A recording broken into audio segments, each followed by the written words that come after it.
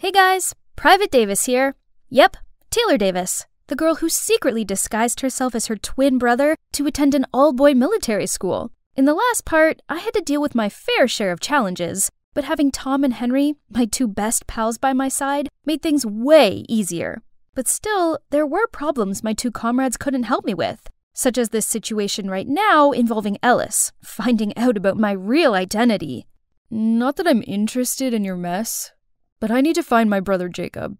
So let's make a deal. I'll keep your secret if you help me find him. What? How am I meant to find a guy I don't even know? To my surprise, Ellis then truthfully told me his story.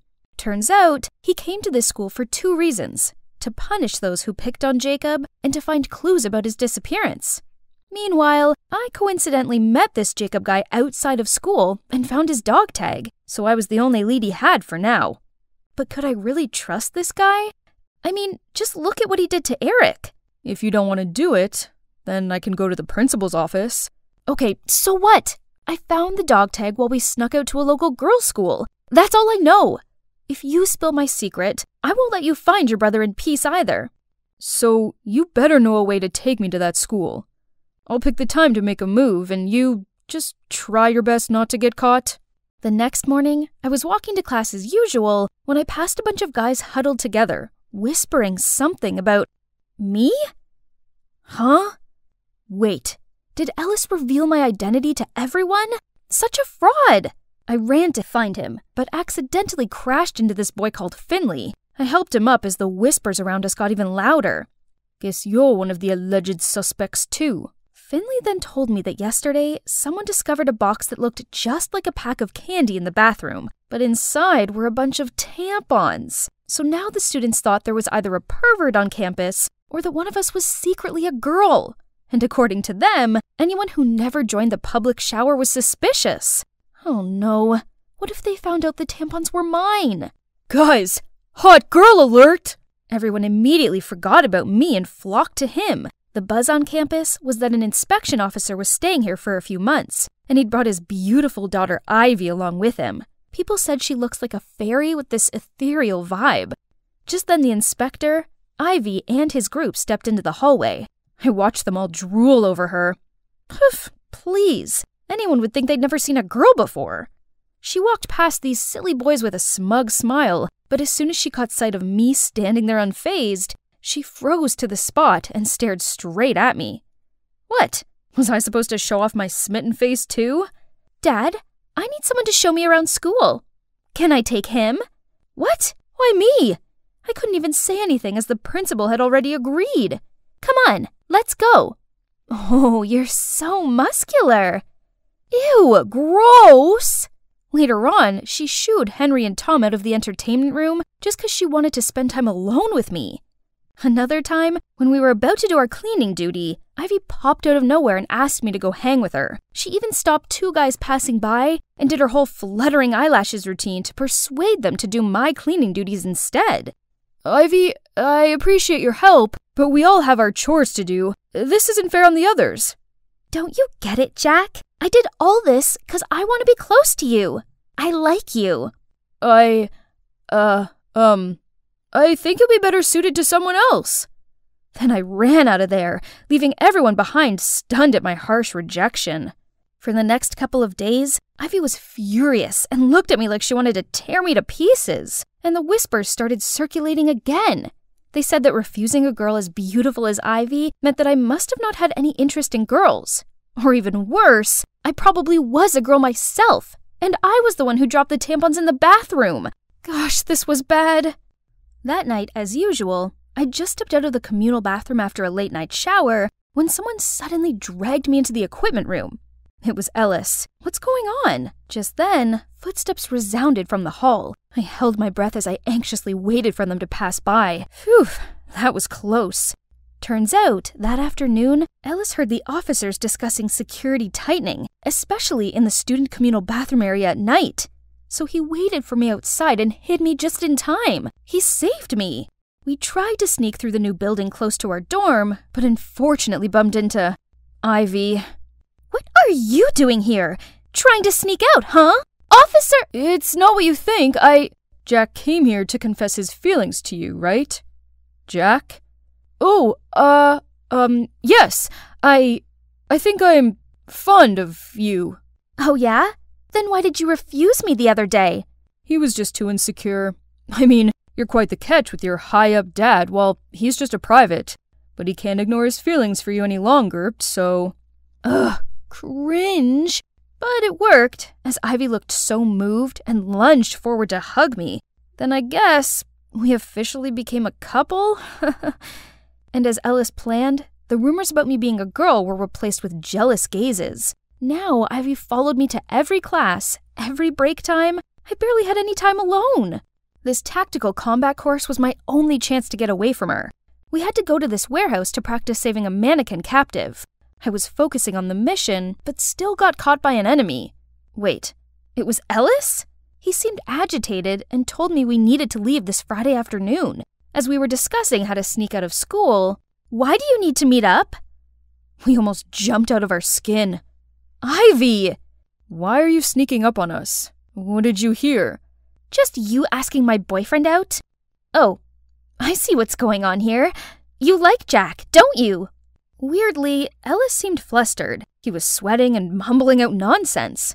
Was he that scared of Ivy? Suddenly, Ivy grabbed my collar, trying to kiss me? Panicked, I shoved her duck face away. Just in time, the siren went off, signaling the course was over, so I ran out of there. To avoid Ivy, the plan changed to early Friday morning. I had to fake an injury to get out of class. Ellis and I met up at the back door, jumped into the milk delivery truck, and let it take us to the local girls' school. When we arrived, I led him to the school entrance where I'd found Jacob's dog tag. We spoke to some students, but no one knew who Jacob was, and people started to stare at us as if we were creeps. We were about to give up when this woman approached us. Why are you looking for Jacob? You look exactly like him. Turned out she's Mrs. Walker, a teacher here, and she knows Jacob. Her husband found him dazed and injured at the edge of the woods and took him in. His health got better with time, but his happiness didn't. So when prom came, Mrs. Walker told Jacob to go and enjoy the night, hoping he'd feel better. But he returned early and was only invested in this dog tag he'd picked up from someone named Jack Davis, since that was also the name of Jacob's favorite drag queen who performed at big theaters. This incident then gave Jacob a push to take action. He always wanted to live with his true self, but he'd been lost along the way. So he decided to venture to find Jack Davis, the role model that might be the only one who could help him now. He had parted ways with the Walkers to go on this self-discovery journey not long ago. On the way back, Ellis and I stayed quiet. I didn't expect Jacob to know my twin brother. Should I tell Ellis that I might know where Jacob went? But I couldn't just lead him to my home to find his brother, as my parents didn't know I'd disguised as Jack and joined this all-boy military school. If they ever found out about this, I could kiss my soldier dreams goodbye. When the truck stopped, I got off and was about to go back to the dorm when Ellis pulled my hand. You know that Jack, right? Is he your twin brother? If it's true, then please tell me where he is. I'm sorry, but I can't. I've got homework to do. Then I left as he called after me. The next day, I tried to avoid Ellis, but he was ahead of me.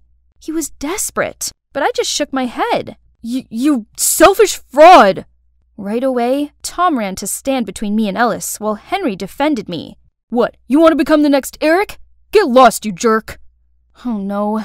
I tried explaining to them that Ellis didn't mean any harm, but they didn't listen and just pulled me away from him. I felt so bad. For that whole day, I kept thinking about what had happened. Ellis was right. I was selfish. He might never see his brother again because of me. I had to go help him. But when I got to his room, his roommate said he'd already taken his annual leave to go find his brother. Oh no. He must have figured out my home address somehow. I gotta go home, but how to get out of school? It wasn't milk delivery day. As I was thinking, Tom and Henry approached me, asking why I was acting so weird.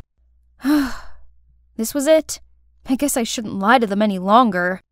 Guys, I have something to tell you. I'm actually a girl. Then I told them why I came here in the first place, how things got entangled with Ellis, and now he went looking for my house as his brother might be there. I waited for them to be mad, but instead, they smiled gently at me. That's a pretty big secret to carry. Girl or boy, this changes nothing. You're still our friend. They were not angry with me. I felt so relieved knowing that I didn't have to hide anything from them anymore. Now I just needed to figure out a way to go home. We can handle this. Go wait near the back gate. And I did.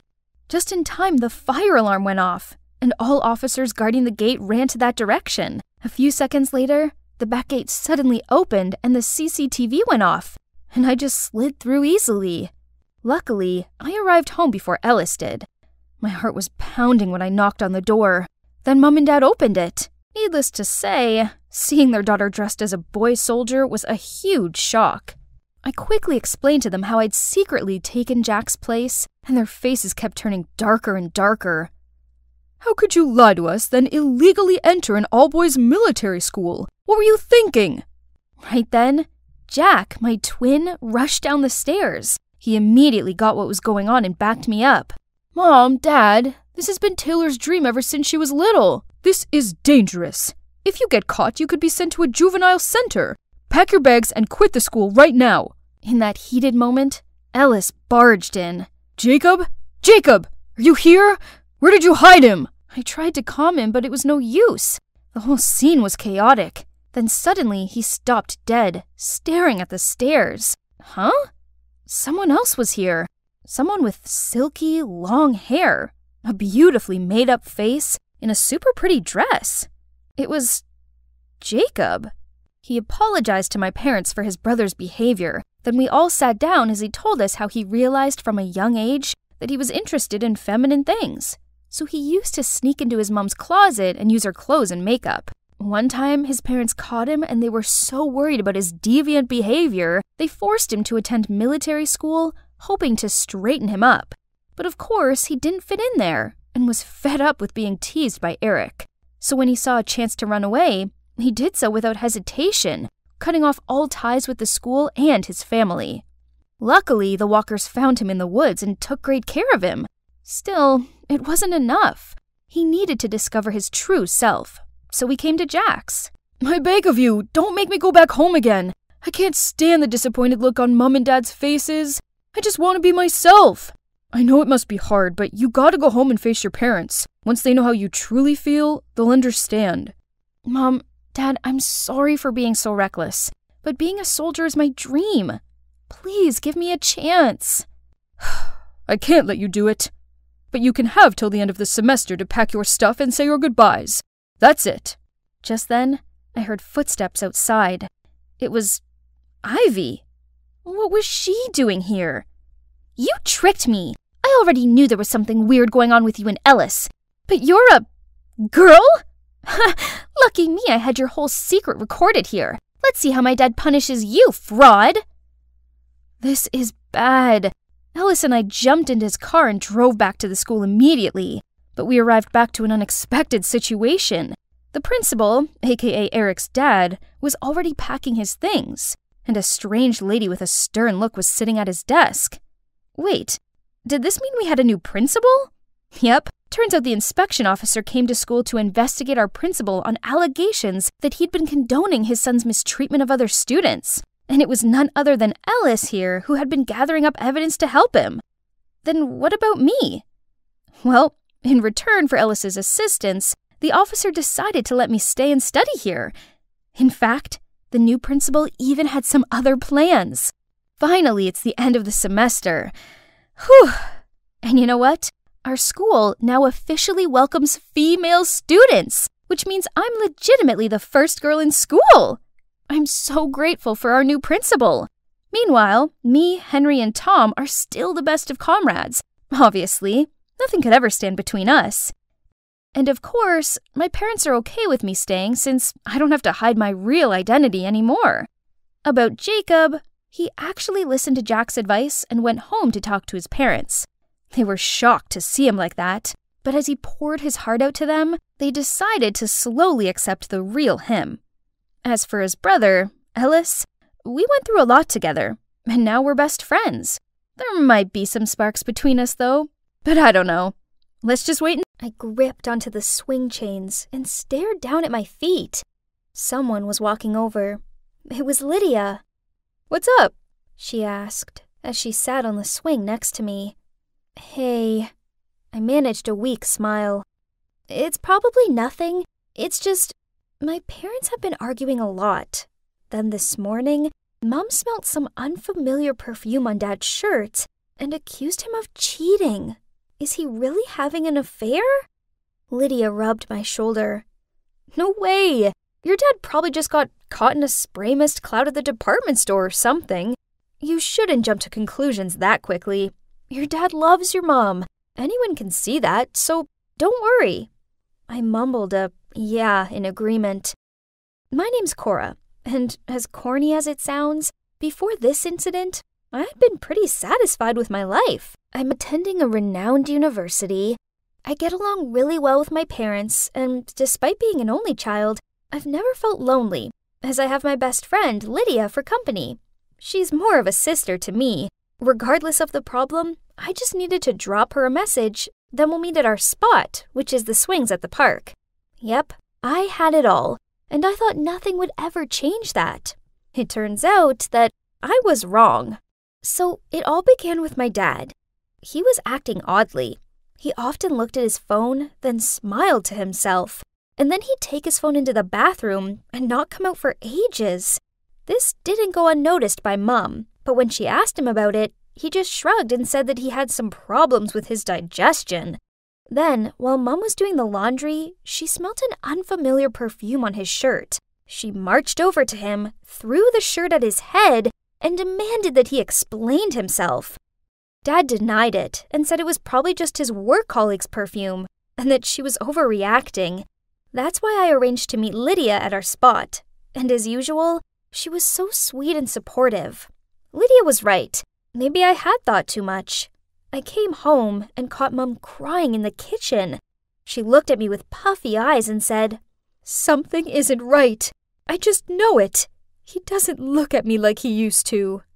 I sat down, hugged her, and said, "Mom, let's stop overthinking. I trust Dad. He'll never betray us." I stayed to comfort her for a while, then eventually she calmed down. The next evening, Dad came home with a big bouquet of blue roses, Mom's favorites. Then he cooked dinner for us both as an apology for making us sad. Mom looked touched, and she also apologized for misunderstanding him. I told myself that things would be okay now, right? For the next few weeks, Mom and Dad seemed to be fine. But then, on my mom's birthday, we invited Lydia and her mom Josie over for dinner. My mom was busy in the kitchen, so I took the birthday gift off of Josie for her. That's when I smelt it. Her perfume. It was the same scent that had been on Dad's shirt. I was sure of it. Over dinner, I noticed that Josie kept on looking over at my dad and laughed at all of his dumb jokes. Oh God, was my dad having an affair with my best friend's mom? I felt like I'd explode, but I couldn't say anything to Lydia, as I didn't want to upset her. So I'd do my best to avoid my best friend until I figured things out. This worked for a few days, but then one day after a class, she rushed over to me and said, "Cora, why are you avoiding me?" I pretended not to hear her and kept on walking, but she grabbed my arm and continued. "Did I do anything wrong? Will you please just tell me?" I spilled out, "I'm pretty sure that my dad's having an affair with your mom." At first, she looked shocked, but then she hugged me and kept on apologizing. It was all too much for me, and I burst into tears in her arms. She told me that she'd talk to her mom and find out what was going on. The next day, I met Lydia at our spot. She looked super awkward, then said, "It's true. My mom had a month-long affair with your dad, but she promised that it's over." My world came crashing down around me. I just couldn't believe it. Lydia hugged me and told me it'd be okay. I was so lucky to have such an awesome friend like her. We both decided it'd be best not to tell my mom. The affair was over, so why break my mom's heart now? I tried carrying on like normal, and for the next few weeks, it really felt like everything was okay. Dad was really sweet with Mom, and he even surprised her with a posh dinner out. But then, one afternoon, I saw Dad pacing the garden. He was on the phone with someone, and I heard him say, "Okay, I'm coming now." Then he got into his car and drove off. I decided to follow him, and it soon became clear where he was going. He pulled up in front of Josie's house and then walked straight inside without knocking. My heart sank. So he was still seeing her.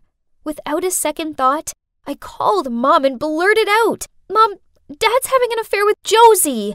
I'm there now. Come and join me and we'll confront them together." 5 minutes later, my mom showed up. She looked both sad and furious.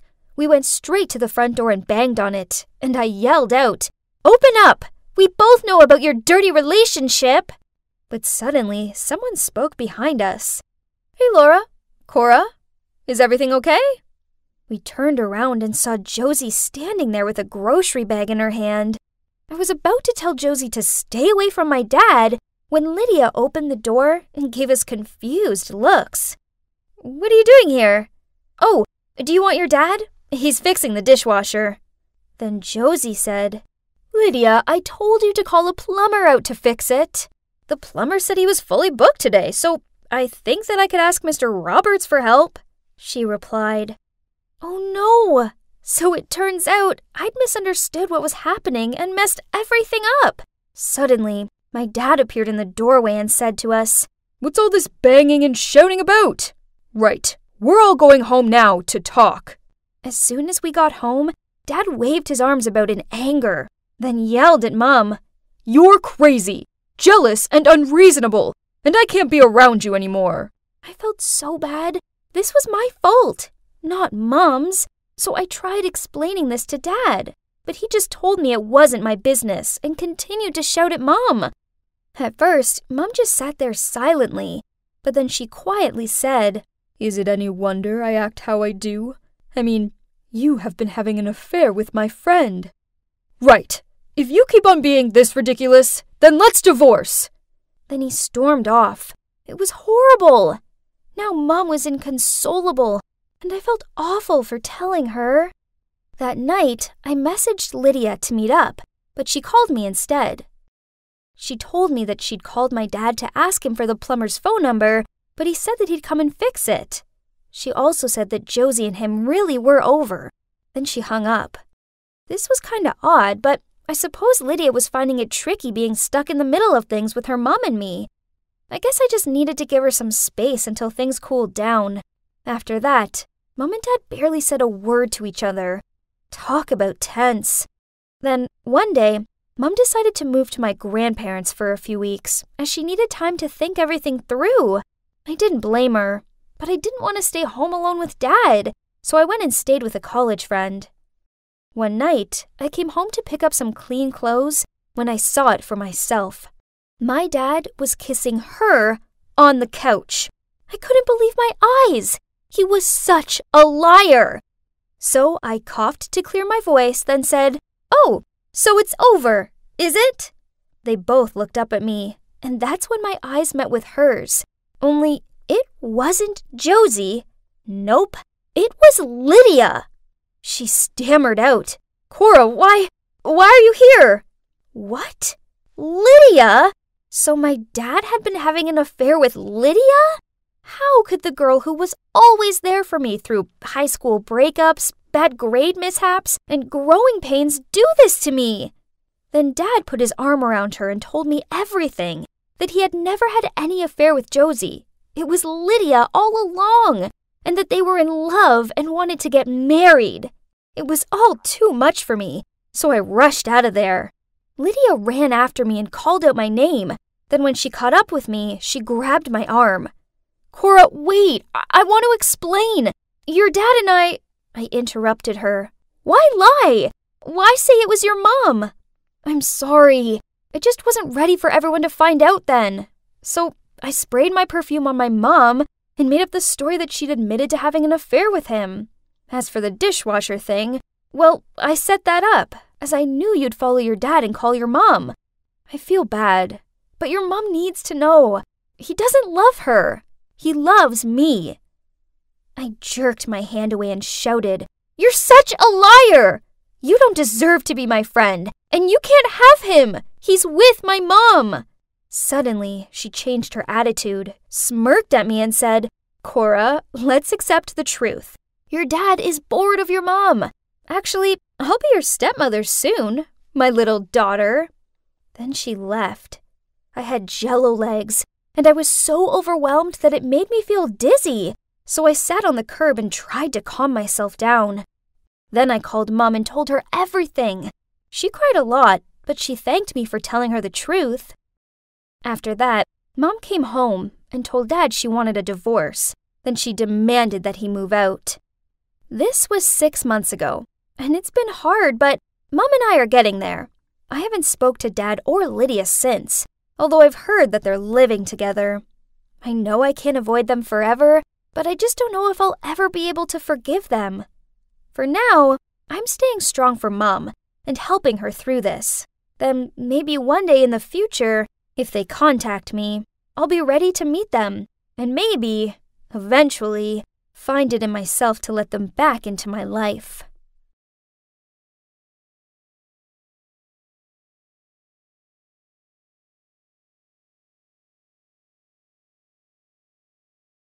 Hi, I'm Ella, and I'm 17. Have you ever been brave enough to change the things that you were too familiar with? If yes, did you encounter any difficulties? Well, for me, yeah. It's more than just changes. And this is the story of what happened to me last summer. And it's really crazy, so brace yourself. So, I grew up in a small town in Pennsylvania. When I say small, I mean it. It only had a population of 85 people. There was just one gas station, 2 small parks, 1 grocery store, and, oh yeah, only 1 school. Including me, there were only 7 kids in my grade. That's right, 7 people. And my grade was one of the biggest ones. From when I was 5 years old to the time I was 15, I spent most of my time with the same 6 classmates. After being with them for many years, most of them really started to get on my nerves. Well, apart from Rosie. Rosie and I became BFFs in 3rd grade. Some other kids were teasing me about my red hair and told me that I looked like a tomato. But then Rosie appeared by my side and told them to back off. From then on, we became best friends and were pretty much inseparable. My life was good. I felt safe in my little town where everyone knew each other. In a city, there were way too many people for my liking, and too much pressure to be popular, and I didn't want that. I knew a small-town life was the life for me. But then, when I was 16, everything changed. On one Saturday afternoon, I was at Rosie's house watching a movie when my parents called me and told me to come home at once. I thought this was kinda weird because my parents didn't usually call me to come home until it was late at night. And right now, it was only 4:30 p.m. What did they need me to come home for? I arrived home to find Jake, my brother, crying. I bursted out loud. What happened? What was going on? Seeing me totally in shock, my dad said, Ella, we have some news. What news was bad enough to make my brother, who wasn't the emotional type, cry? Did someone have a serious illness? Had someone died? Oh no. Had my beloved dog Sally died? Then he said, Ella, I've been offered a job in New York City. What? I yelled.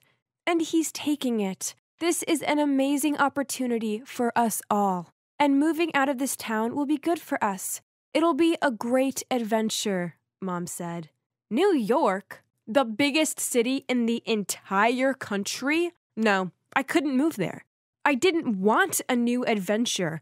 I was perfectly happy where we lived now, and I didn't want to leave. But however much I sulked, shouted, or pleaded with my parents to stay, their minds were made up, and we were moving.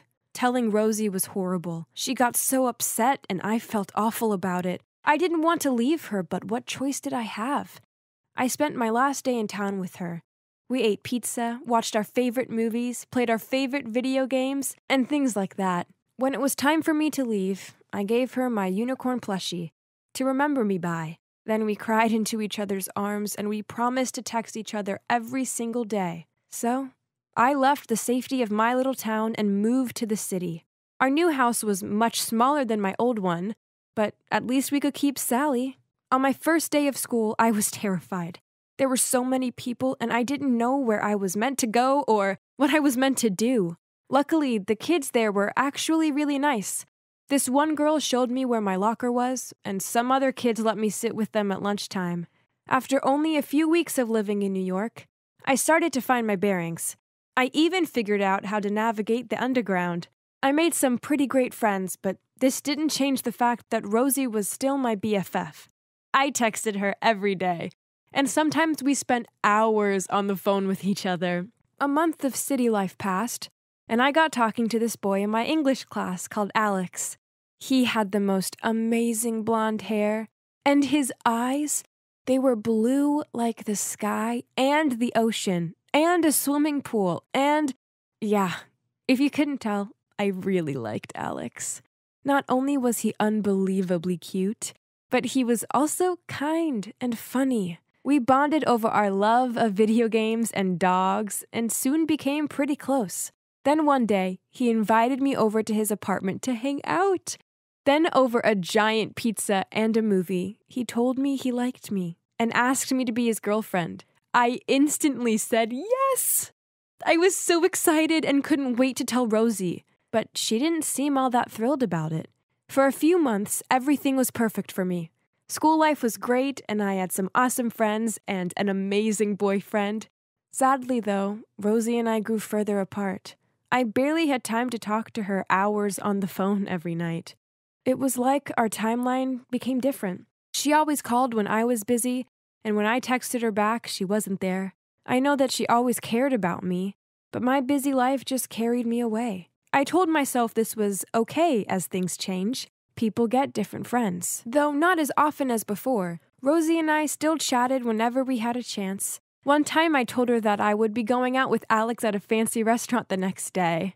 Anytime I mentioned Alex, she seemed not cool with it. But that time she expressed her excitement and asked me a lot about our date. That made me feel so good. When the day came, I went to meet Alex at the restaurant that he had booked for us. I entered and waited for about 20 minutes for him to show. I began to get impatient and asked a waiter if he'd seen a boy with blonde hair and blue eyes come in at all. The waiter told me he had, but he'd left with a tall girl with long brown hair and brown eyes. What? Who was the girl he left with, and why? I thought of everyone I knew who fit that description.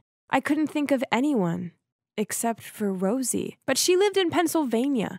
Why would she be here talking to my boyfriend? I decided to call Alex, but he sounded muffled, and I heard a girl talking in the background. It sounded like they were arguing, and then the call ended.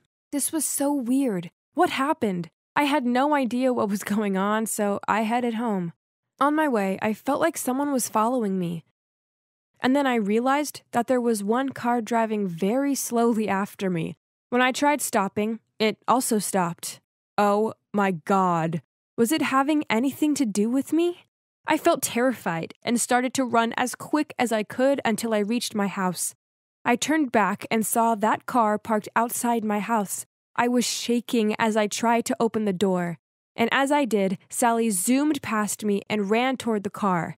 I had only seen her act that way whenever Alex came over. She really liked Alex. Wait, Alex? That was it. Alex was in that car. Was it a prank? I ran over to see what the heck was going on. There, sitting in the driver's seat, was Rosie. And to my complete shock, Alex was tied up in the back seat. "Rosie!" I screamed. "What are you doing here in New York with my boyfriend?" Alex screamed, "Help! She told me you were waiting for me in her car, then she kidnapped me." Rosie quickly turned around and looked me right in the face. Hi, Ella. What are you doing with my boyfriend? He's not a good guy for you, Ella.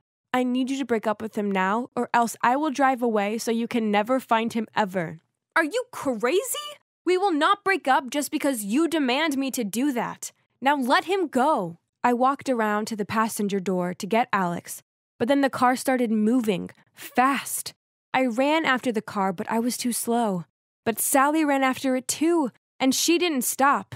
She almost got hit by cars as she ran through traffic until she was out of sight. I was so scared. I was about to call the cops when I saw a police car zoom past me. How did they know about this already? Who called 911? I looked back and saw my mom standing outside with the phone waving at me nervously. She had seen all the commotion and called the cops. Thanks, Mom. There was nothing I could do now except wait. It was awful. I was so anxious. About an hour later, a cop car pulled up to our house. The cop stepped out and opened the back door, and out came Sally. I ran up to the police car and hugged Sally. She was safe. But what about Alex? The officer told me that they'd chased the car for almost 2 miles until they cornered it on a dead-end street. He said that Rosie was very fierce and tried resisting arrest, but they'd taken her to the station. To my relief, Alex was fine, and they dropped him back home. Phew. I just didn't understand it. Rosie was my best friend. Why would she try to seriously harm my boyfriend? I later found out that Rosie was diagnosed with bipolar disorder.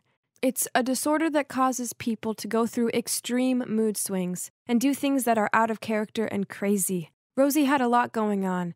As well as me not being around anymore, her dad had moved out. I didn't know this as she hadn't told me. Back then, I wasn't talking all that much to her, but I'd never expected that the separation Rosie felt was too much for her and could lead her to bipolar disorder. I was her only one at that time, so she wanted her to be my only one too. But Alex appeared and made her feel insecure and seriously jealous. It is fortunate there are no serious consequences. I really hope Rosie gets the proper treatment for her disorder.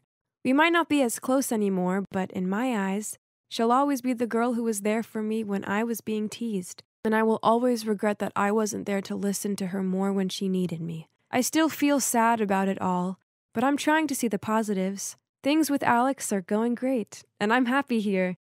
It turns out city life is for me after all. Whether it's in friendship or love, people still need their own space. And sometimes, as sad as it is, people do grow apart. This happens in life. Being overjealous doesn't help mend things. It just pushes the other person further away.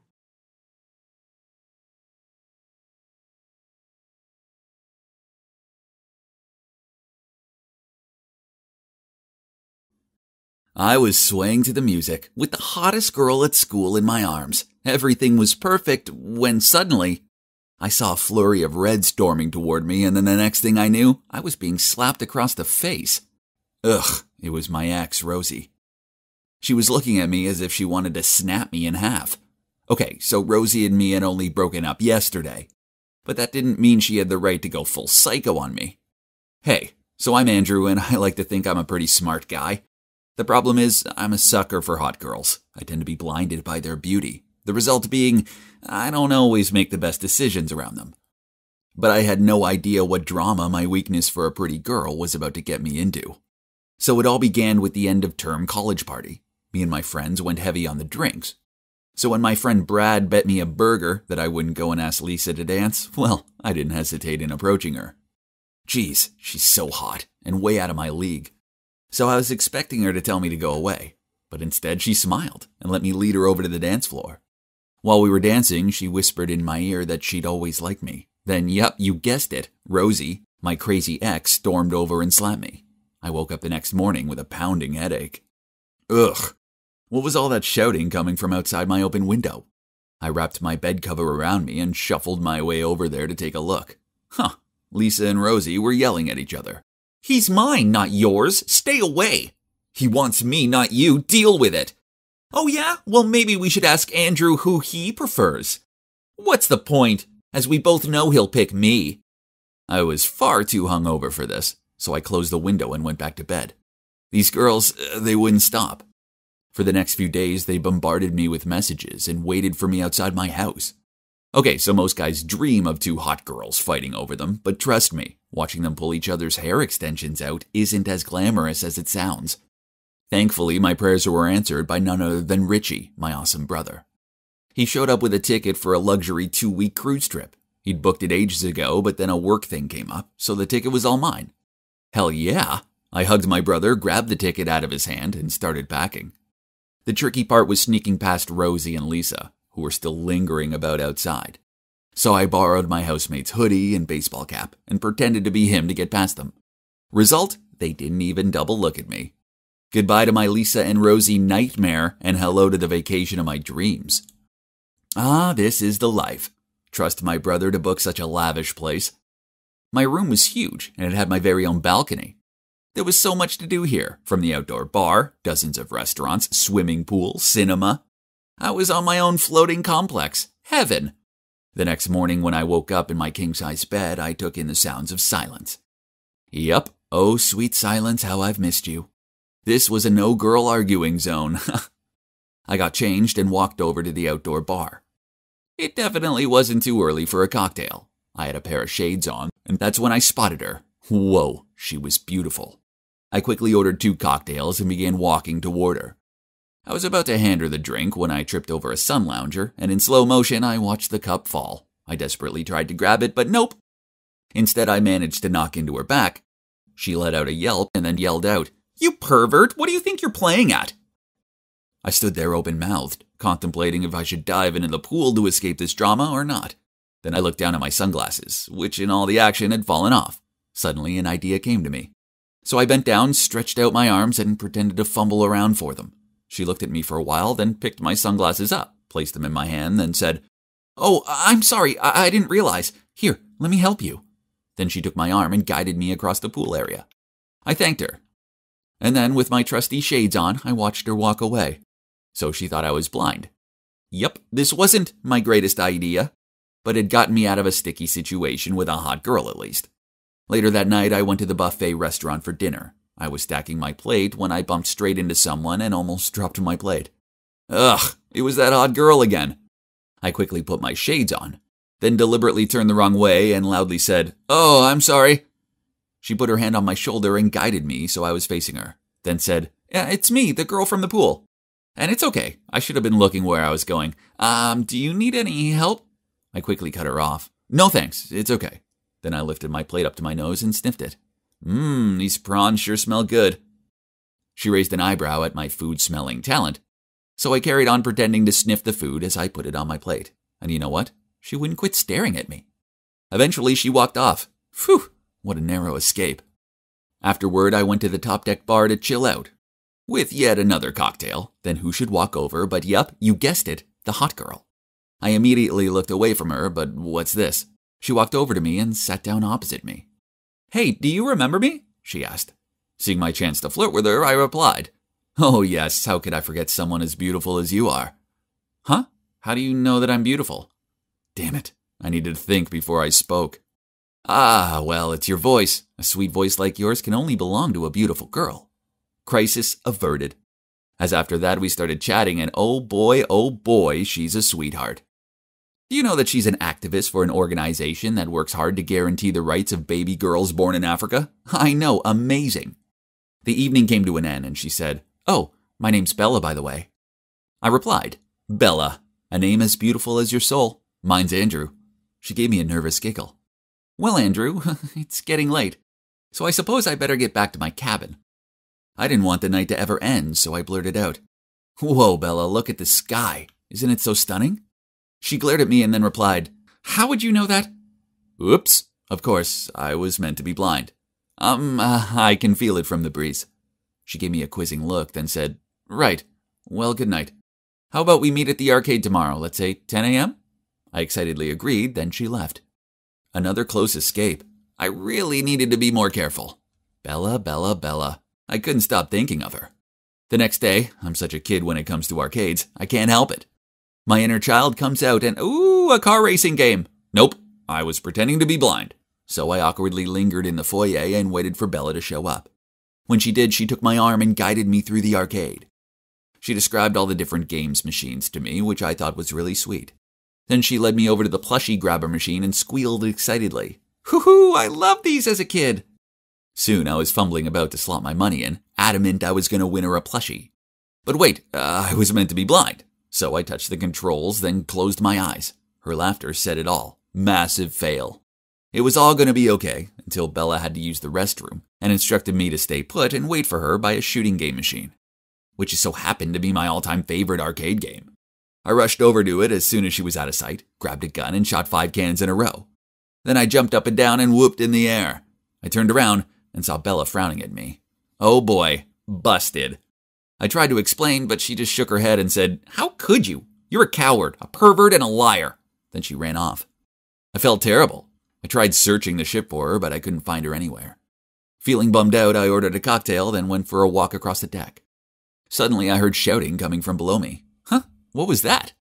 I peered down and saw a man and a woman trying to drag a little girl into one of the safety rafts. Hang on, they weren't alone. Bella was there too. She was trying to pull the little girl away from them. Without even thinking, I dropped my drink and ran over to them. I charged towards the woman and knocked her so hard she almost fell into the sea. The man reached out to steady her, which gave Bella a chance to pick up the kid. Then she grabbed my arm and pulled me away. After that, the bad guys jumped into the raft and sailed away. We returned the girl to her parents. It turns out Bella was on her way to her cabin when she saw a couple in tears as they couldn't find their daughter. So she went looking for her and walked in on the kidnapping. After that, Bella forgave me. Well, I did save the day and all. And we spent the rest of the trip together. Then on our last day, I got down on one knee and asked her to be my girlfriend. And she said yes. I took her back home with me, and as we walked over to my house, Lisa and Rosie ran towards me and started arguing with each other about who I liked more. Oh shoot, I'd forgotten about them. Reading the situation, Bella approached them. "Thank God you're here. I assume one of you is his girlfriend, right? There was an accident, and Andrew's blind now, and he really needs someone by his side 24/7. Hearing that, I quickly coordinated with her by waving my arms wildly about. "So, which one is your girlfriend, Andy?" It's Lisa," Rosie quickly chimed in. "No, he's all yours. We only hung out once." Ha, what suckers. I watched them run away. Then Bella and I burst out laughing. After that, I held my arm out to her and let her guide me home, for old time's sake. Lying to her about being blind was a jerky thing to do, but I only did it in the first place because being around beautiful girls makes me so nervous I do dumb stuff. It's just lucky that Bella forgave me, because I think this dumbass may have found his dream girl.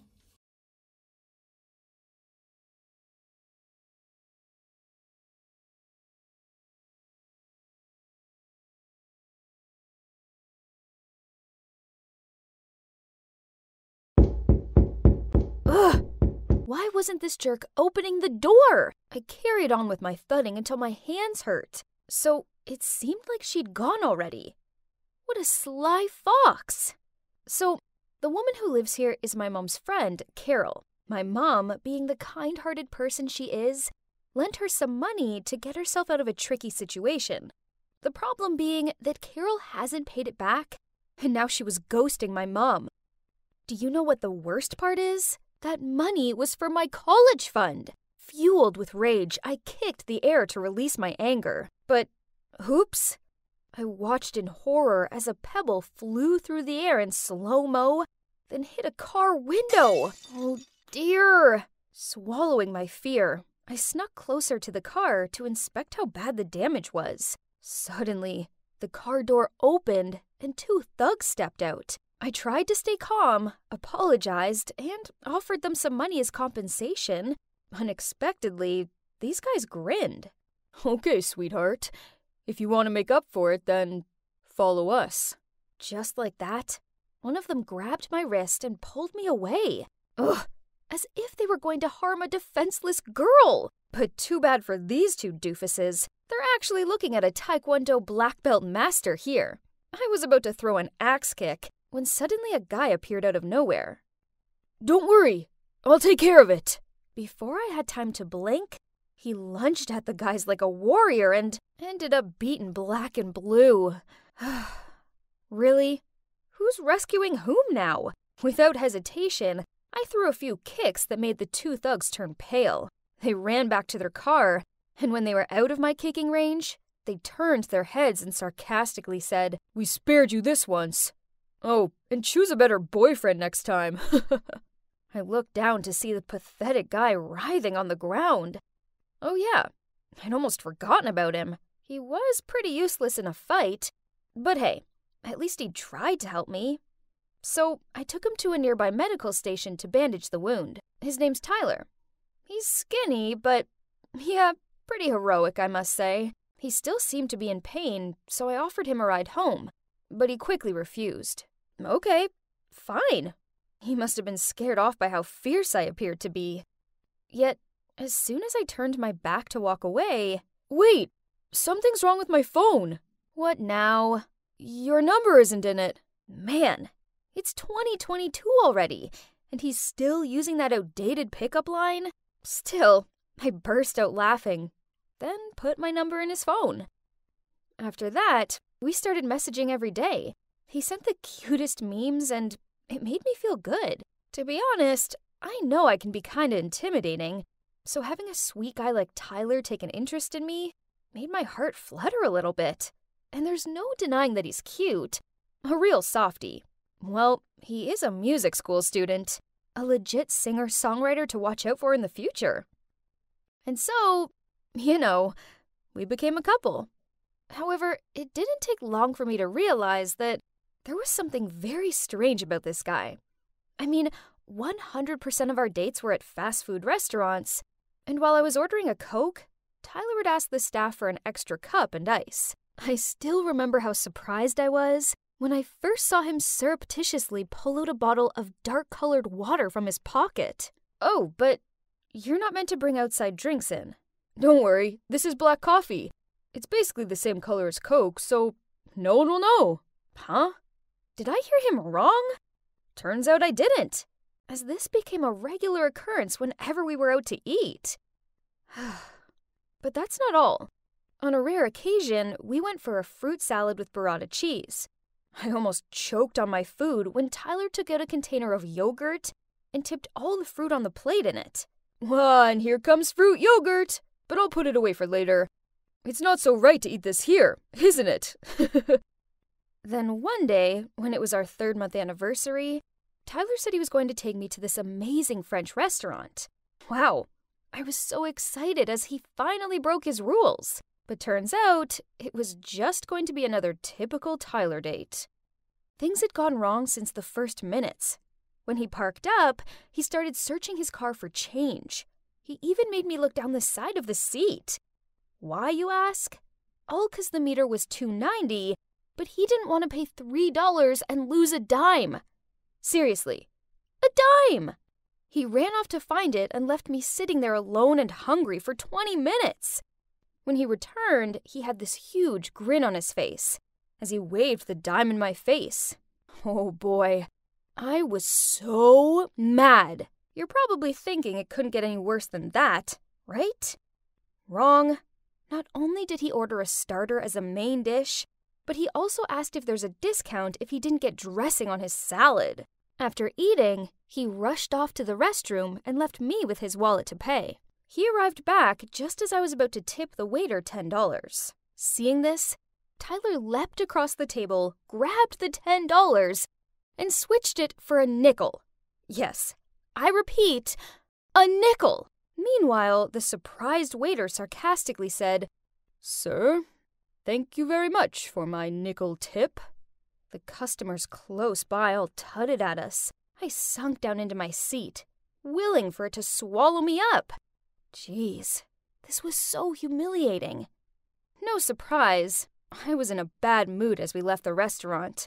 I was so annoyed I couldn't even look at him. He tried taking my arm and asked me what was wrong. Flinching away from him, I said, "Seriously? Do you even have to ask?" At that moment, a luxury car pulled up alongside us. The car window lowered, and OMG! Inside was Victoria T, this popular teen singer. Before I could register what was going on, Victoria sarcastically said, "Oh, look who's here. Isn't that my poor ex? Can't gold dig me, so you turn to this girl, huh? But your new plan doesn't seem to be working too well either, honey." And the car sped away. So, it turns out he's a professional gold digger? I mean, he hadn't actually asked me for any money, but there's no denying he was stingy. No wonder he never took me back to his place. There was a time when I was so tired of some family stuff at home that I just wanted to come over to his and rest for a while. But he made some excuse about his house being messy. Now I knew he was just keeping distant with me, so later he could dump me easier without any attachment. I was so furious I made a scene, meaning to expose his cheap shots for the whole world to see. Tyler was so embarrassed he fled the scene right away. Whatever. Good riddance. And since then, I didn't hear anything from him again. But, to be honest, I also felt a bit empty not having him around. I missed getting the cute messages he used to send and the soppy look on his face as he sang love songs to me. Oh boy, I'm a big cheeseball, aren't I? Then, one weekend afternoon, I was taking a walk when I happened to see Tyler come out of a cafe. Does he work part-time here or something? So I hid behind a corner and then followed him. I have to admit, I was curious about where he lives. But wait, this road is so familiar. Huh? And it led to Carol's house, the woman who borrowed money from my mom. I was still full of doubt till he pulled out the key to open the door. Ugh. Like mother like son, huh? So, you both like to scam people, huh? Pay us back now. Stacy? Shut up! Scam's over. Pay us back. I'm sorry, but my mom's in the hospital now. So, I heard him out, and turns out it was just Tyler and his mom, and his dad had run off with some other woman when he was just a little kid. Growing up, times were hard, so his mom borrowed money to pour into stock investments, intent on providing them with a better life. Unfortunately, this only led to huge debts. All this stress was detrimental to her health, and now she was in the hospital, and Tyler had no other way but to live frugally to pay all the debt and hospital fees. Stacy, I'm so sorry for hiding all this from you. I'll try my best to work to be debt-free and make it up to you. Oh my heart fell hearing Tyler say that. All the angst just disappeared. Instead, I pulled him in for a big hug. He was a doofus, and he was my doofus, and I wasn't going to risk losing him again. On my way home, I kept thinking about ways in which I could help Tyler. Suddenly, the wind blew a poster across my foot. A city's television singing competition, with the prize up to $20,000. That's it, Tyler. Why not? This was definitely a sign. I sent Tyler a picture of the poster and told him he had to join. He was also really keen on the idea and started practicing really hard every day. He texted me each time he finished practicing, sometimes even at 2 or 3 a.m. The big day arrived. Tyler looked so cute in the suit I'd arranged for him. When he hit the chorus, our eyes met, which made me feel so sentimental. But out of nowhere, Victoria got up on stage, snatched the mic from his hand, and said, "My apologies to the audience, but I have to expose this person. He and his mom manipulated people into giving them thousands of dollars, then never paid them back. This kind of man doesn't deserve to be here on the stage. He'll stain the whole competition." Vic, I appreciate your feelings for me, but I already have the one whom I want to protect. I wish you could find someone good for you and better than me. Ladies and gentlemen, it's true that my family is in debt, but we do not and never run away from this. No matter how tough our lives are, I still live true to my conscience and my passion for music. I came here with a pleasant and carefree attitude, so I don't care what people say about me. I just want to give all of myself to music and the audience. Thank you. And now, I'll carry on with the performance. And then he started singing the song he wrote for me. At that moment, the music nerd was no longer there. Instead, there was a man with incredible inner power. I'm so proud of you, Tyler. Guess what happened next? Tyler won the first prize. I was bursting with pride. Then he immediately came to my house to give my mom the money. Huh? Please take it. Thank you for helping my mom when she had a hard time. Please find it in your heart to forgive her. She's sick and could use a good friend. Oh, but the thing is... So, turns out, Tyler's mom didn't borrow my college fund money. The two moms talked each other into stock investments.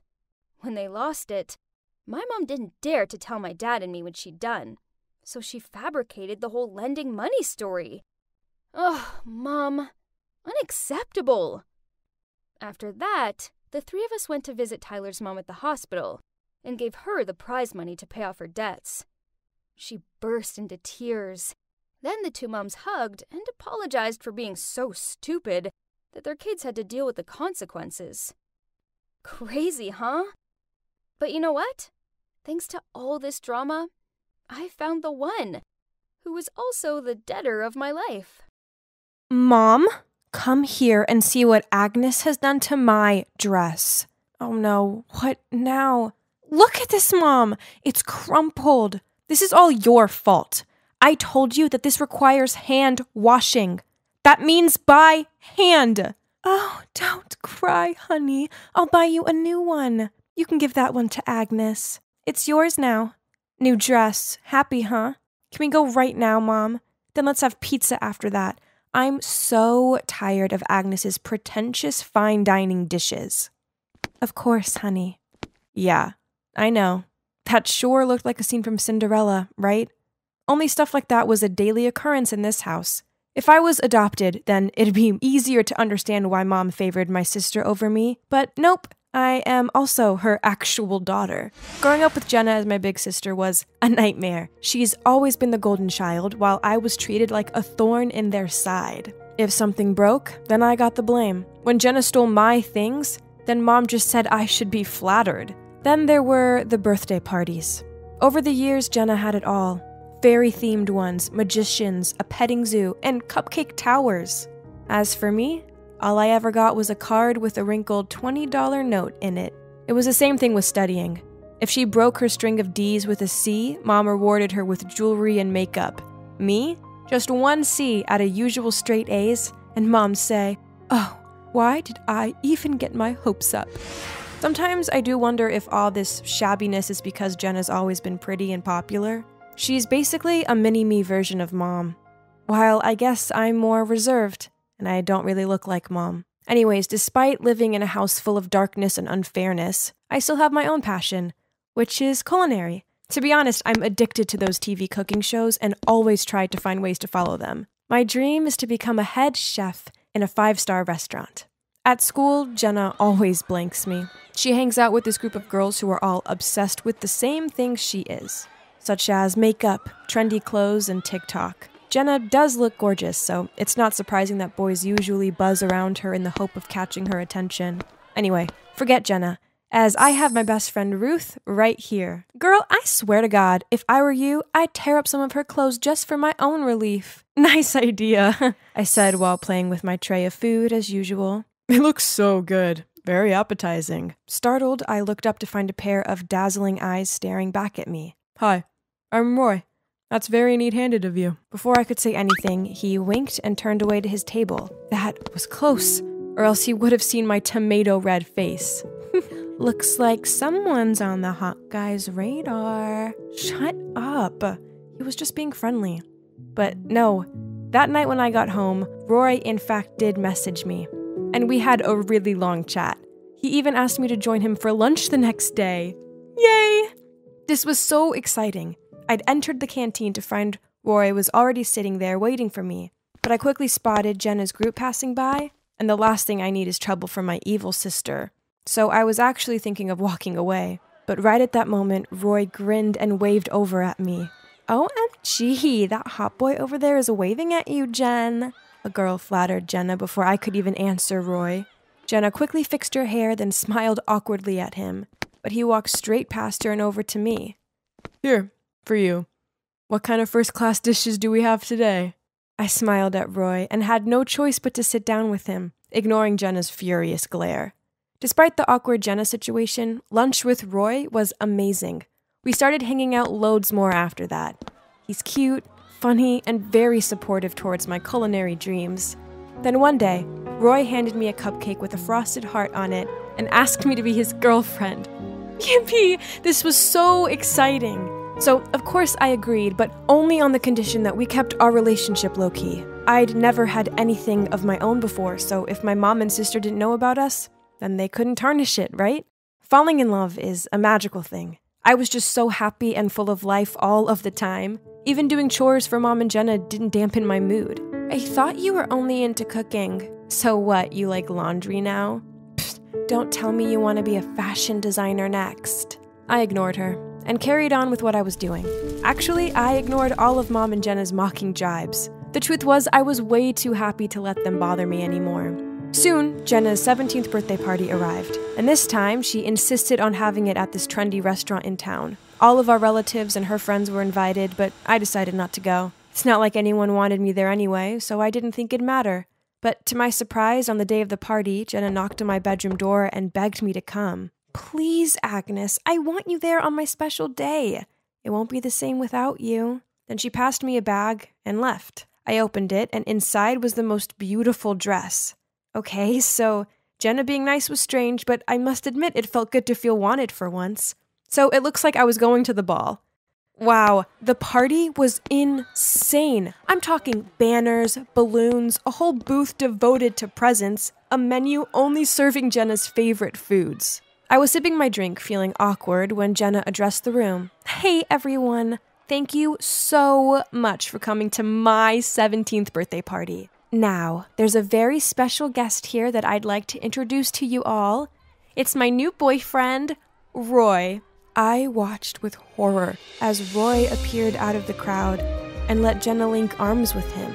Huh? What? Why was my boyfriend with my sister? I glared straight at him, but he couldn't meet my gaze. This was terrible. I felt like I couldn't breathe. Panicked, I rushed outside to get some air. Everything of yours will soon be mine, no matter how well you hide it. I turned to see that Jenna was standing there, a huge smirk on her face. How could she be this shameless? I shoved past her and went to find Mom. She was shouting at the waiter to bring out more drinks. I went up to her and spluttered out what Jenna had done and how upset I was. Jeez, stop making such a fuss about it. Jenna's your sister, so just be happy for her. Besides, Roy is far more suited to her than you. Ugh, that's it. I can't stand this selfish family anymore. I'm leaving. Yeah, go. Disappear just like your no-good father did. That night I showed up at Ruth's house with a bag of my stuff and a teary face. But I knew this could only be temporary, so I still looked around for somewhere else to stay. And eventually I applied for a job as a grocery cashier at a 24/7 gas station. Well, at least I had shelter. One night, a drunk man walked in. He didn't look so good. Nothing could lighten a person's mood better than great food, right? The store was quiet, so I took some of the ingredients available and used them to prepare a delicious-looking dish for him. Thank you so much, sweetie. I'm Keith. You have a culinary talent. If you want a better opportunity, come find me. Before I could thank him, he left. Let's see. Bar owner? I wasn't old enough to work in a bar, though. I spent the next month juggling school with work, life, and oh boy, was it exhausting. But when I asked for my salary, my boss laughed in my face, saying that since I was only 16, he could only pay me for far less hours than I'd worked? What? That wasn't fair. I worked my butt off on sometimes 12-hour-long shifts. But when I complained, he threatened to report me for stealing food from the store. Ugh, I'd only taken expired food that couldn't be sold anyway. Feeling bummed out, I just quit, and then left. I wandered around the street for a while, then looked up and found myself standing in front of that man's bar. Well, I had nowhere else to go, so I stepped inside and there was Keith, but... Huh? He looked so different. Other than this bar, I also own a fine dining restaurant uptown. If you want, I'd love to train you to become a chef there. Whoa, this was so amazing that I cried with joy. In order to be able to stay overnight at the restaurant, I told him that my parents had passed away and I'd run away from the orphanage. And the man agreed without questioning me twice. Time passed by, and you know what? I loved working at the restaurant. As for Keith, he's such a kind-hearted man. We grew so close, and he became like a father to me. I guess we were two lonely people who helped each other. So it made sense when he asked to adopt me. Then one busy evening, I was taking food to a table, but then I stopped dead. Sitting there were Jenna and Roy. On seeing me, Jenna sneered out, "Oh, you work here? Now that explains why my appetizers were gross." Roy looked embarrassed and begged her to be quiet, which only made her worse. Then seeing what was going on, Alistair, the restaurant supervisor, came to my defense, but it only made Jenna even more heated. Isn't the customer always king? Why are you defending that dumb girl? Miss, this is a fine dining restaurant. Please mind your manners. Agnes here is not only a very talented chef, but she's the owner's daughter, which makes her my boss. So I think I'm within my rights to defend my superiors. Jenna rolled her eyes at me, then walked away in anger, not forgetting to reply, "Just you wait, Agnes." Then, seeing my glum face, Alistair invited me out for ice cream after work. Keith happily told us to go and said he'd close the restaurant. As I was licking my ice cream, I noticed people around us shout, "Fire! Fire!" So I pulled Alistair's hand and ran after them. As the flames came into view, my heart sank when I realized they were coming from...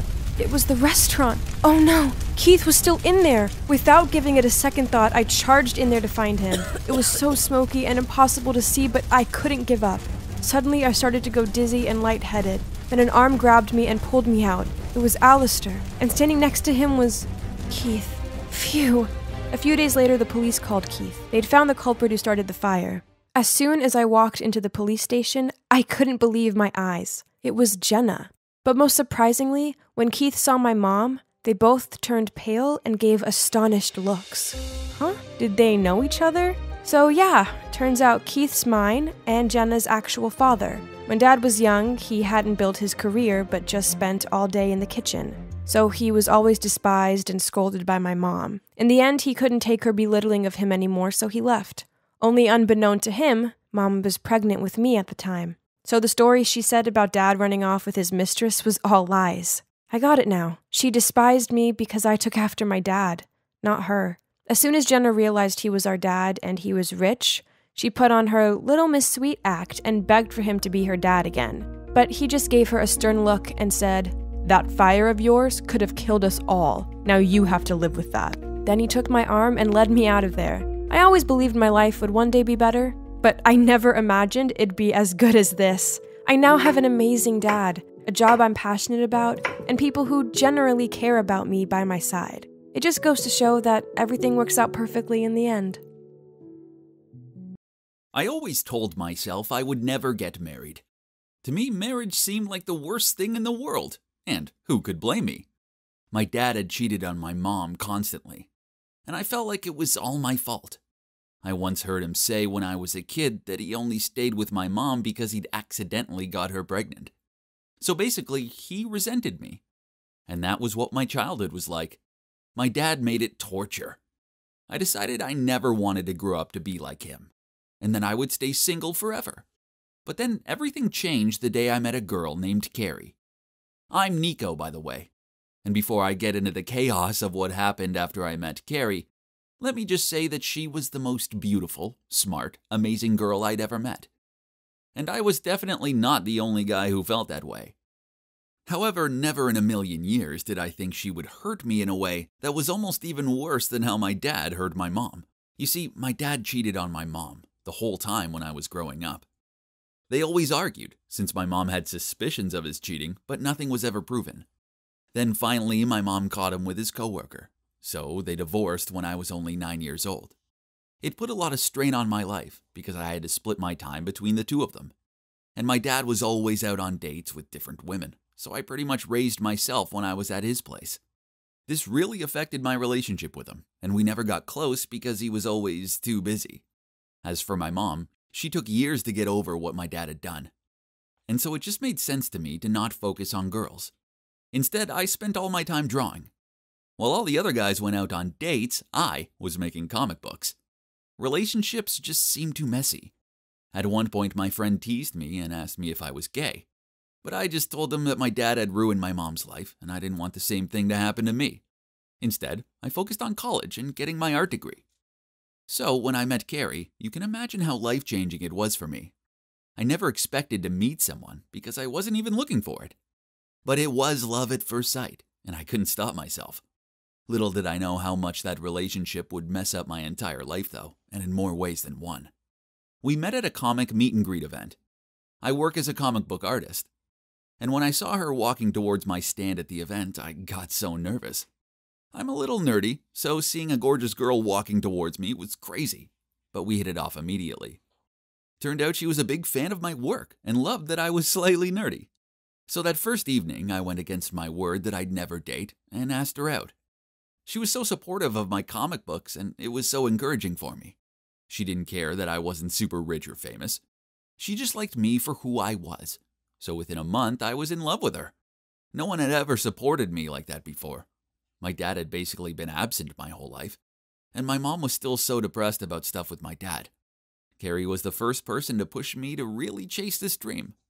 After 4 months, I decided to propose to her. For the first time, I understood why people got into relationships. I had never been so happy. If only it could have lasted. Our wedding day was interesting, let's just put it that way. Of course, Carrie looked so beautiful in her dress, and I must admit I scrubbed up pretty well too. But there was one thing I wished I could have changed about that day. For some reason, my dad was in the worst mood. Ever since I'd met Carrie, he'd been acting even colder towards me. And I figured he was just jealous, because all his relationships had been complete failures. Honestly, of all the days for him to act like this, my wedding day, it made me so angry. My whole life I'd put up with feeling like a burden to him. And now on my big day, he couldn't even crack a smile. I even overheard him saying something about how I didn't deserve a girl like Carrie. It made me sick that he couldn't just be happy for me. I asked Carrie to try and talk to him and get him to calm down a bit, so she did. She was so sweet and could comfort anyone. And my dad seemed to like her more than he liked me. I left it to her and made the rounds to chat with the other guests. But then when it came time to sit down for dinner, I couldn't find her. It was kind of awkward because everyone was waiting. And then just when I really started to panic, she appeared with my dad. They'd obviously been talking for a while. But at least my dad looked more relaxed, and he even smiled at me at one point, so I figured she'd done something right. At least I could enjoy the night and not worry that my dad would ruin it by saying something stupid. So the rest of the wedding night went well, and then we went on our honeymoon.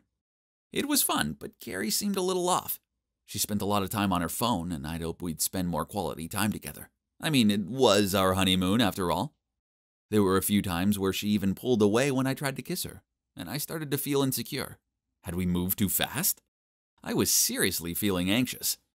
Anyway, we still had a nice holiday, and I tried not to overthink it. We got back from our honeymoon, and my dad came to visit a few days later. This was weird because he never visited me. In fact, he did his complete best to avoid me. But now that I was with Carrie, maybe he wanted to make up for lost time and make a good impression. Maybe Carrie would help my dad and I finally get close.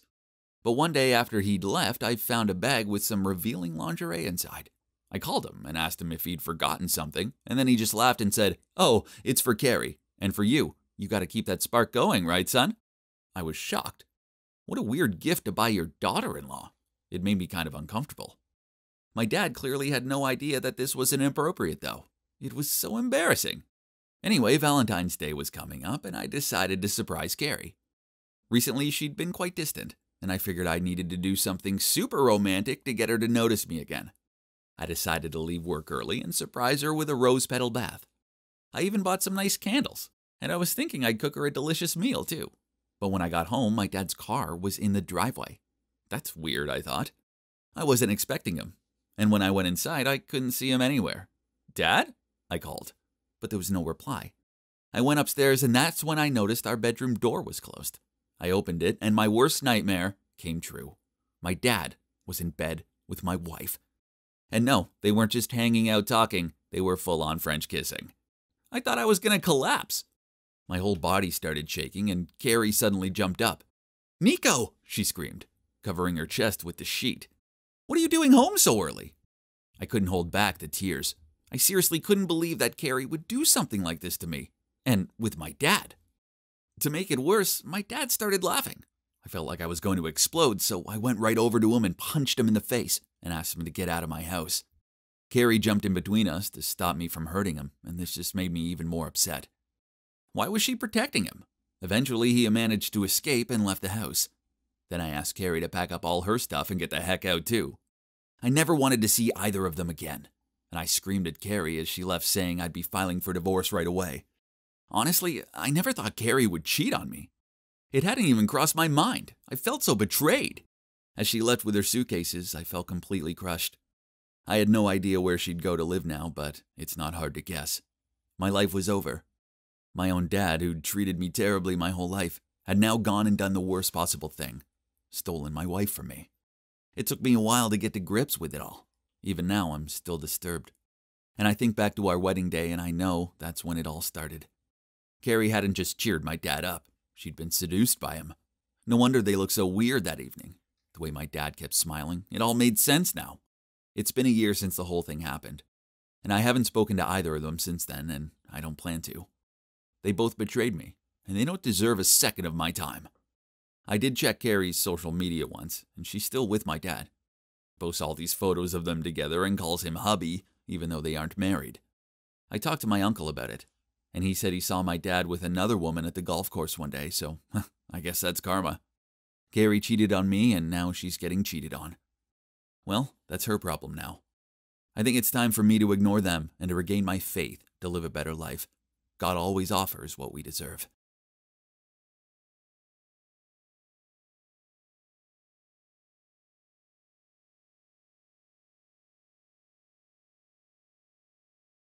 Have you ever questioned if your teacher hates you? I wish I didn't have to, but yep, my teacher hated my guts, and she went out of her way to make it very clear. I'm Lori, by the way. I'm 15 years old, and I guess you could say I kind of stand out because of my looks. People say I'm kind of pretty. Anyway, this year I started high school, although I only joined halfway through the year because I was off sick for 6 months with glandular fever. Yep, I had the dreaded mono. I was so tired of lying in bed feeling sorry for myself, so when the doctor said I could finally go back to school, I was over the moon. Little did I know what was in store for me. On my first day, I had to show all my teachers my hospital certificate to explain why I'd missed so much of the year. When I gave it to Miss Atkin, my math teacher, she smiled and said, "Welcome. Nice to see you feeling so much better." I smiled back at her and said, "Thank you." And I was about to walk away when suddenly she said, "Excuse me, you're Lori Hannison?" Her face looked all weird, and when I told her, yep, that was me, something inside her changed. She gave me a cold stare and told me to go to my seat immediately. I was confused a little bit about her attitude, but then I moved on from it. The most important thing was how I could catch up with my class. After missing 6 months of math, I was super behind and couldn't understand anything. My mom had to hire a tutor for me, and he was such a good teacher. Only after 3 months, I finally caught up with them. I had a notebook from our sessions with lots of notes inside, and whenever I couldn't remember something, I'd just look at it. Well, one day, I had it on my desk at school, and Miss Atkin caught me seeing my notes. She marched towards me, grabbed it, and slammed it down in front of me. She was so angry and got right up in my face and said, "Never, ever bring another teacher's notes to my class. Do you hear me?" As she said that, a little bit of spit flew out of her mouth and landed on my nose. I was horrified. Why was she so angry at me? It kinda scared me, and I thought maybe she was just angry because I wasn't as good at math as everyone else. After that, I didn't dare bring my notebook to class, but sometimes I still struggled, so I'd ask my friend who sat nearby to help me. Miss Atkin always caught me asking her and would put me in detention. One time I just sneezed too loud and she gave me detention. I mean, can you even believe? It annoyed me so much that I started to rebel. I'd often fall asleep in her class, and I seriously lost all motivation to do well. And that's not all. One day, I wore a new dress to class, and I swear I looked exactly like all the other girls at school. But Miss Atkin publicly embarrassed me by making me stand up in front of everyone, then said, "Girls and boys, Lori is a fine example of someone who pays more attention to what she wears than to studying. Don't be like Lori." I could feel myself blushing, and I wanted to cry. She was deliberately being mean to me, and I had no idea why. I was not that kind of girl. I normally loved studying, and I didn't care about clothes and shoes at all. I couldn't say anything, though, because if I spoke back to her, she'd give me a worse grade. What made it all even worse was that she was also the cheerleading coach, and she had her pack of cheerleaders following her around everywhere. One time I was standing in the hall talking with my friend Joe. We'd been best friends since we were like 3 years old, and we also live in the same street, so we'd grown up together. Joe always had my back. So we were standing there chatting when Miss Atkin and some of her fave students walked by. Suddenly I heard one of the girls say, "Oh look, surprise, surprise. It's Lori flirting with a boy again. Then one of the other girls said, seriously, she's such a fake.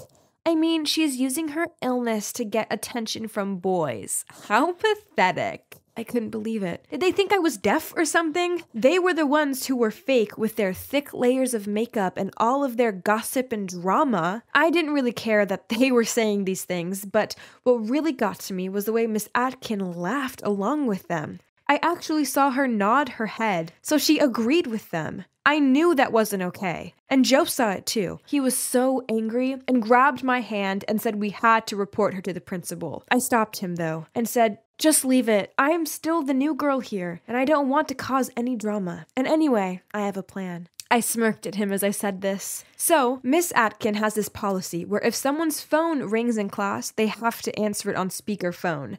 And that policy includes her, too. So that day, I pretended to bump into her as she entered the class and watched as her phone dropped out of her hands. I quickly picked it up and apologized for being so clumsy, but at the same time, I unmuted it when she wasn't looking. Easy peasy. You see, I'd arranged for Joe to call her. This was going to be hilarious. Sure enough, 5 minutes later, her phone started ringing loudly. Her ringtone was Beyoncé's Single Ladies, and everyone burst out laughing. She freaked out and quickly grabbed her phone to cancel it. But Joe was persistent. He just kept calling, and everyone in class reminded her of the policy, so she had no choice but to answer it. Well, just wait for this. She answered, and suddenly Joe's voice filled the room. But he'd put on a funny accent to make himself sound older. Honey, don't forget about our secret date at our favorite hotel tonight. Miss Atkin looked like she wanted to die. She said, who is this? I don't know you. Then Joe said, come on, baby, what's up? Is your husband there?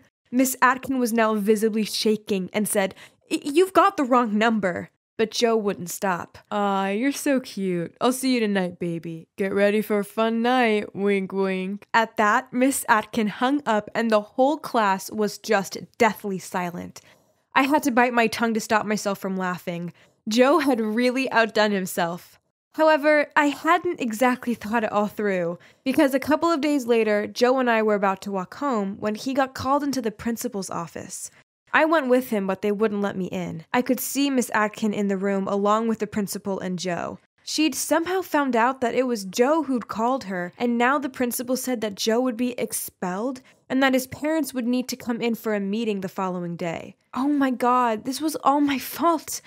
When he came out, I rushed over and started apologizing, but Joe said, don't worry, I did it, so I'll take the responsibility. I was beside myself with guilt. I just kept saying, Joe, no, this is my fault. I'm the one who should be expelled. But Joe wouldn't even listen to me. Well, that evening I told my parents the whole story. I was crying as I told them, and obviously they were angry, but they were also supportive. The next day, Joe's parents came for their meeting. The principal was there, and the school board, and of course, Miss Atkin. Luckily, my parents arrived just in time to interrupt the meeting, and we burst into the room. We told them the truth, how I'd been so ill and had to get a tutor, and that's why I carried that notebook. Then how Miss Atkin had treated me so badly and been so rude to me the whole time. I told them the phone call incident had been my fault and that Joe had just wanted to help me. Suddenly, Miss Atkin stood up and pointed at me and said, I knew it was you. You spoiled brat. You should be expelled. What happened next was crazy. My mom jumped up and said, how dare you speak to my daughter like that? You hate her because she's my daughter. Get over it, Angela. It's been years. Well, Miss Atkin ran towards my mom and said, you're a horrible woman, and so is your daughter. You deserve each other. She was about to grab my mom, but my dad jumped up and stopped her. I didn't understand what was happening. Everyone was so shocked. The principal looked so puzzled. Then he told us all to go home and calm down. When we got home, my mom sat me down and said, if you're being mistreated, you need to tell us. Don't suffer it out alone, okay? I told my mom I was fine, and that school was great, but then my dad interrupted and said, you're fine? Don't lie to us. You were almost expelled. Then my mom said, honey, calm down. It's not her fault. You saw her teacher. She's a demon. Then my dad just laughed, and I was so confused. Then he said, oh yeah, Lori, we should have told you this already, but Miss Atkin was at school with us. Then they told me how the three of them had gone to high school together, and both my mom and Miss Atkin had a crush on my dad, so they became sworn enemies. They fought all the time, and Miss Atkin had been expelled from school because of my mom. Of course, my dad hadn't known all of that back then, and he'd fallen in love with my mom. Wow, now I understand the real reason Miss Atkin treated me like that. She was obviously still angry at my mom, and when she'd seen my name, she hadn't been able to control her anger anymore, and she'd just released it all on me. My mom said, "Lori, you look exactly like me in high school. Because I was pretty, so many people were jealous." Then she turned to my dad, smiled, and said, "I can see that Joe is quite similar to your dad. You should be careful." At that, Mom and I burst out laughing. My dad was just speechless. And guess what? It all worked out in the end. Miss Atkin got reassigned to another school, and Joe and I were only suspended from school for 2 weeks. Now we're closer than ever, and there's definitely some real chemistry between us. Finally, high school is getting good again, huh?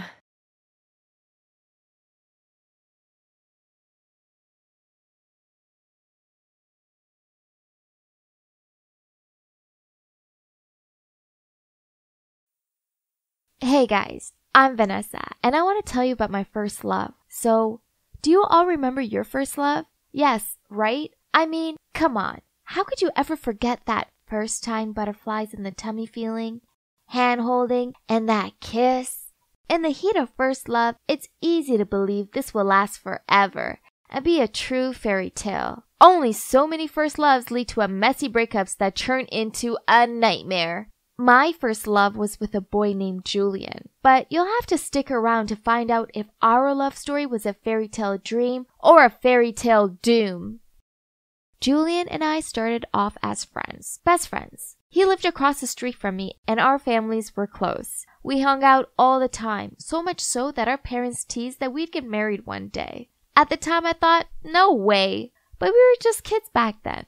Then, when I was about 10, I started to look at him differently. He was so cute and sweet, and I thought about him all the time. He liked me too, right? I mean, he bought me my favorite candy, let me play video games with him, and stuck up for me when these boys from school teased me. And then when I was 15, Julian and I were at our favorite spot. It was a really big old tree in the middle of the park. We went there loads and would lean against the tree trunk, do our homework, listen to music with one headphone, read books, basically anything relaxing. That's when he told me the shocking news. His dad had a new job in Germany, and they were moving there. What? How could this be? I was so surprised. I started crying. I expected him to comfort me, but instead he took out a pocket knife and started to carve on the tree. When he finished, he said, "Ta-da! How does it look?" He'd carved J Heart V in it. Oh gosh, he loved me too. I felt myself turn bright red and didn't want him to see me like that. So looking downward, I went to punch his arm but punched his face by mistake. Oops. Julian held his face and yelled, "Vanessa, what was that for?"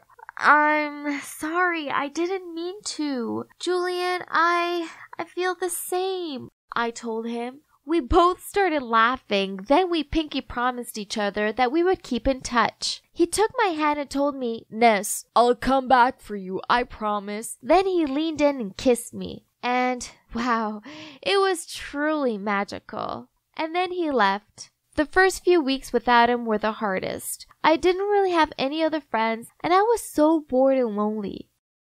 I lived for my video calls with Julian. They were the only thing keeping me going. Telling him stuff that happened at school, such as how my math teacher wore the same hideous floral dress all week, made me feel like he was still there. Things went on like that for a while. It slowly became a habit for us to have a video chat at least twice a week. But then a couple of days after my 16th birthday, things changed. It was a normal Sunday morning and I woke up and went to wash my face.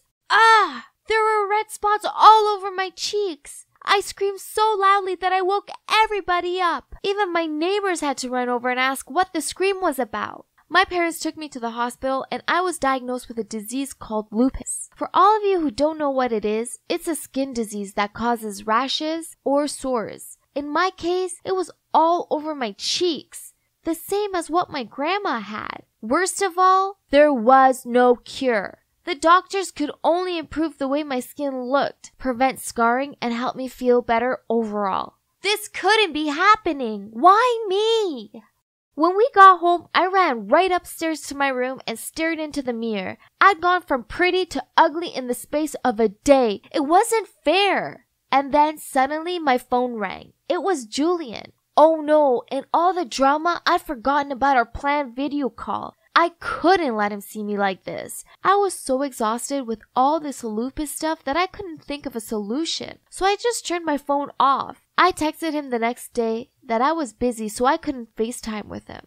This carried on for weeks. I just couldn't bring myself to tell him the truth. Then he texted me saying that he got the message loud and clear, that I didn't want to be his friend anymore. I texted him back telling him this wasn't the case and I'd just been super busy. But the damage was done. He stopped calling me after that and even unfriended me on Facebook. And that was it. I lost my best friend and also my first love, all because I couldn't cope with my new appearance. Little by little, I was shutting myself off and pushing everyone around me away. I just didn't want anyone to see me like this. Instead, I wanted to hide away from the world. Each day, I'd watch my classmates hang out together and I'd walk off by myself and go to my favorite tree, lean against the trunk, close my eyes, listen to some sad songs, and remember all the good times I had with Julian. This was basically part of my daily routine during the whole 4 years of high school. School finished and I moved away to college. Things got better. I made a few friends who accepted me for the way I looked and slowly, I started to accept it too. There was this one tree on campus. It looked just like the one back at home, so I went there all the time. One day, I was sitting there reading a book when this guy in a baseball cap started measuring the ground. Then, without looking at me, he said, "Excuse me, can you please move?" I was confused, so I asked, sure, but why? The guy replied, "Oh, the college is going to build a new cafeteria here, so we have to chop down this tree." What? They wanted to chop down my favorite spot on campus just so that they could build some stupid cafeteria? No way! Who was this guy anyway? And didn't anyone ever tell him it was rude not to look people in the eyes when talking to them? I gave him a piece of my mind. You architects are all the same. You never give a damn about what you have to destroy to build an ugly building. Leave this tree alone or I'll chop you down. Then I gave him a really dirty look. He just shrugged and carried on measuring. This made me so mad that I kicked him in the butt, causing him to fall onto the ground. His cap fell off and whoa, it couldn't be. Julian? Was that really him? But how? Wasn't he in Germany? Why was he here? And why didn't he recognize me? I mean, I had a different haircut and all, but I didn't think I've changed that much. Or was it because of my lupus? Suddenly, I heard him say, "What the? Are you mad? What's wrong with you?" Oh gosh, I'd totally forgotten that he was still lying on the ground. I mumbled out sorry and immediately rushed back to my dorm. That night, I couldn't sleep. Instead, all I could think about was Julian. He was so handsome and so tall. How could he have become so good looking? Why did this stupid disease pick me? There was my first love right in front of me after all those years apart. But because of my disease, he didn't know who I was. He blossomed and I hadn't. Maybe it was for the better that Julian didn't recognize me. If he knew this was how I look like now, oh boy, I didn't even want to imagine how embarrassed I would be. So, okay, let's just put it aside for now. What I first needed to do was save my tree. There's no way I was letting the college chop it down. I did some research and found out that the construction would begin in a week. So I had time to convince as many students as I could to protest against it. And when the day came, I had about 20 people with me. We all held signs and said, "Save the tree" and "Stop the chop." The head of campus, Julian, and the construction workers were trying to make us leave, but we were persistent. At the end, they had to push back the construction dates. One of us remained by the tree at all times, come rain or shine. It was exhausting and cold, but it was worth it when the tree was saved. Then, One day when I was on tree guarding duty, my friend rushed over to me and excitedly told me that the college was going to change the location of the new building. That was such great news. Apparently, Julian had told them that the ground was more suitable in another location. Why would he help us all of a sudden? Did he have a change of mind? I went to class with those questions that kept bugging my mind, and right after school was out, I came over to the tree again, and to my surprise, I saw Julian standing next to it. I walked towards him and asked, "Why did you convince them to change the location of the building? I mean, we really appreciate it, but why the change of heart?" Julian froze for a second and then said,